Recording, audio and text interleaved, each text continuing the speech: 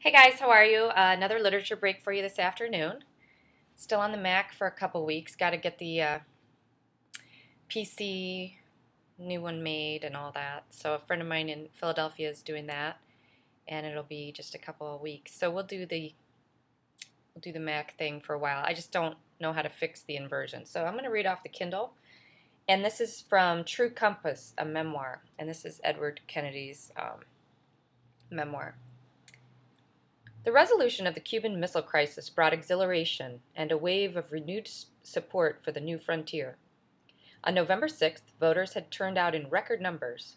The morning headlines announced a remarkable success for the Democrats, as Tom Wicker in the New York Times put it, a gain of 4 seats in the Senate, minimal losses in the House, and gubernatorial victories highlighted by Edmund G. Pat Brown's surprise victory in California over Richard Nixon. It was all the more remarkable given that a new president's party nearly always suffers reversals at midterm. The voters understood that devastating warfare had been averted by temperate statecraft. Dad had been right in his consoling remark to Jack after the Bay of Pigs, when he'd said that this was going to be one of the best things that ever happened to him. I had followed the crisis from a distance.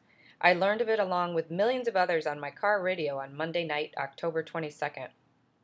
I'd been campaigning outside Boston, debating with Lodge at a service club, I believe, and was driving home when I heard Jack's voice informing the nation of a secret, swift, and extraordinary buildup of communist missiles on Fidel Castro's island, announcing a strict quarantine of military equipment being shipped to Cuba. The deadly game was then actually at its midpoint, but Jack's address marked its disclosure to the world. After detailing the rest of his 7 steps in response, the president shifted directions and spoke to the captive people of Cuba themselves. A special radio hookup was beaming the broadcast into homes on the island.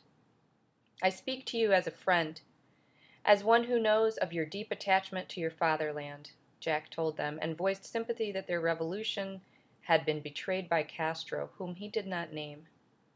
The United States, he assured Cubans, had no wish to cause you to suffer or to impose any system upon you. I'm going to skip a bit. Oh, no, I'm not. As Jack spoke, I was driving along Stonington Street in North Andover. I veered into a parking space outside a coffee shop, ran inside, and dialed the White House from a pay telephone in hopes of getting through to my brother. I reached a National Security Council member who told me reasonably that President Kennedy was unable to talk just now. This person did assure me that the crisis was as grave as the president had said it was, and I continued home to Joan with my mind churning. I reached Jack the next morning. He told me the outcome was still far from certain and that he could not discuss any details over the phone. I understood. I'd prepared a statement of my own on Cuba, but Jack's advisors asked me not to deliver it. With less than 2 weeks until the election, I figuratively paced the sidelines as my brother and Nikita Khrushchev played out the fate of the world.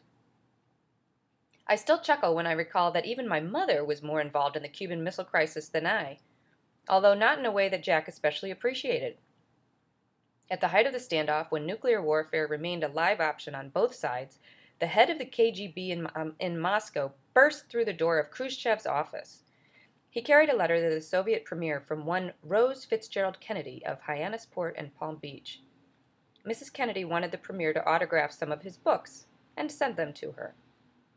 The transatlantic cables hummed with this baffling new development. When Jack found out about it, he called up our mother and demanded, "What in the world are you doing?"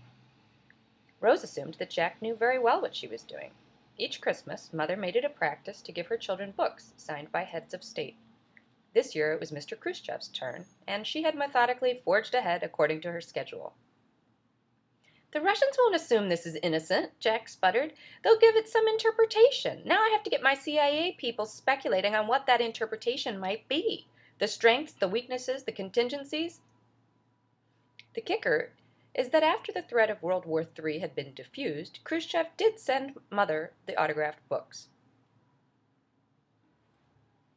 So that's a bit of True Compass, the memoir of Edward M. Kennedy. All right, I hope you guys have a great weekend and a happy new year. I will talk to you soon. Take care.